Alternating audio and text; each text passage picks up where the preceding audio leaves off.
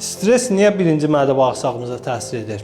Çünki beyinlə bağırsaq arasında gut-brain axis dediyimiz bir əlaqə var. Gut-brain axis nədir? Beyindəki sinir ucları bağırsağa təsir edir. Eyni zamanda bağırsaqda ikinci beyin dediyimiz sinir ucları isə təsirli olaraq beyinə təsir edir. Hər hansı bir sinirsel problemdə, irritable bağırsaq sindromu dediyimiz qıcıqlanmış bağırsaq sindromunda bu əlaqə pozulur və nəticədə mədə bağırsaq pozğunluqları, həzmsizlik, köp, şişkinlik kimi şikayətlər yarana bilər.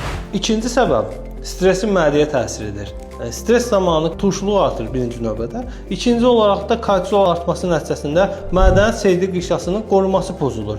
Mədənin seyirli qişasının qorunmasında önəmli olan prostaglandinlər falan kimi müəyyən bir amillər orada pozulur və mədənin seyirli qişası zədələnməyə başlayır. Stres fonunda qastrit, xora, yara, eroziyalar və s. kimi əlamətlər yarana bilər. Üçüncü səbəb stresin bağırsaqlara təsiridir ki, bu son zamanlarda aparılan tədqiqatlar nəticəsində göstərilmişdir ki, stres zamanı bağırsaqlarda mikroflora pozulur. Yaxşı bakteriyalar dediyimiz bakteriyaların sayı azalır, pis bakteriya dediyimiz bakteriyaların, patoloji bakteriyaların sayı çoxalır. Stresin niyə mədə bağırsaq birinci vurduğuna aid dördüncü səbəb isə mədə bağırsaq sinir ucları ilə həddindən artıq zəngindir. Hər hansı bir adi bir qorxuda, hər hansı bir adi bir stressdə mədə bağırsaq funksiyası ciddi şəkildə pozula bilər. Təsadüfi deyil ki, mədə bağırsaq xəstəliklərinin 50%-nin altında mədə bağırsağının öz xəstəlikləri deyil, sinirsel xəstəliklər yatır. Ona görə də bəzi mədə bağırsaq xəstəlikləri var ki, biz gastroenteroloqlar olaraq